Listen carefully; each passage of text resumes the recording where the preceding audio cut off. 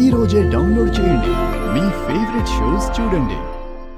నా పుట్టినరోజు ఆల్మోస్ట్ ఒక పండగలా జరిగేది. అసలు నేనేది మిస్ అయ్యేవాడిని కాదు. ఈరోజు కూడా దాదాపుగా అలాగే జరిగింది. కానీ ఈరోజు ఒక్కటే మిస్ అయింది. అది మీ విషెస్.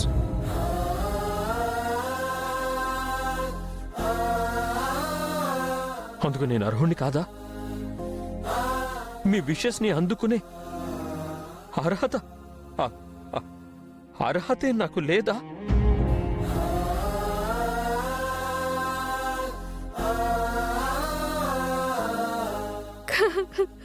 కాదండి, నాకే మీకు విషెస్ చెప్పే అర్హత లేదు. ఏమైందండి? ఎందుకు ఏడుస్తున్నారు? సముద్రం అంత దేవుడు దోసిలి పట్టి గుక్కెడు నీళ్ళు అడిగితే ఎలా ఉంటుందండి? అలాంటిది మీరు నన్ను విషెస్ అడగడం అలా ఉంది. ఇందాక మీరు అన్నారు, ఒకప్పుడు మీ పుట్టినరోజు ఎంతో ఘనంగా జరిగేది, అందరూ మీకు విషెస్ చెప్పేవారు అని, మీరేది మిస్ అయ్యేవారు కాదు అని, చాలా సంతోషంగా ఉండేవారు అని. ఆ రోజు ఒక పండగ లాంటి రోజు అని చెప్పారు. కానీ నా వల్ల ఇప్పుడు ఆ పండగ ఎండమావి అయిపోయింది. నేనొచ్చాక మీ జీవితంలో సంతోషమే కరువైపోయింది. మీరు మీ ప్రేమకి దూరమయ్యారు. మీ 2 కుటుంబాలు విడిపోయాయి.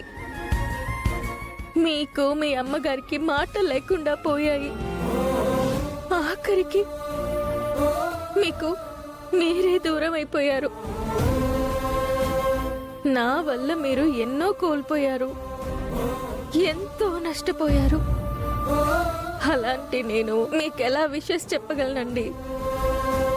అసలు అసలు ఆ అర్హత నాకుందా?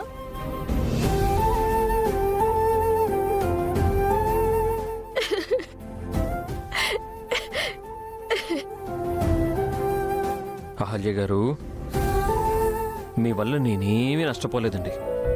ఏది కోల్పోలేదు, బాధపడలేదు. ఇంకా చెప్పాలంటే అసలు నన్ను నేను తెలుసుకోగలిగాను, నన్ను నేను మార్చుకోగలిగాను, నన్ను నేను అభినందించుకోగలిగాను. ఒకప్పుడు నేను ఇలా ఉండేవాడిని కాదండి. నాకంటూ ఒక గమ్యం, లక్ష్యం ఏమీ ఉండేవి కావు. ఏ బాధ్యత లేకుండా హ్యాపీగా ఆకతాయిలా తిరిగేవాడిని. నా వాళ్ళు నన్ను భరించేవాళ్ళు, నా తప్పుని క్షమించేవాళ్ళు. కానీ నేనెప్పుడు మారతానా అని ఎదురు చూసేవాళ్ళు.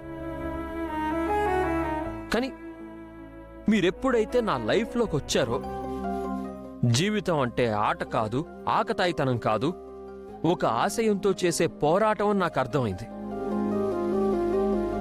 ఒక లక్ష్యం పెట్టుకొని దాన్ని నిర్లక్ష్యం చేయకుండా బాధ్యతతో గమ్యం చేరాలని తెలిసింది.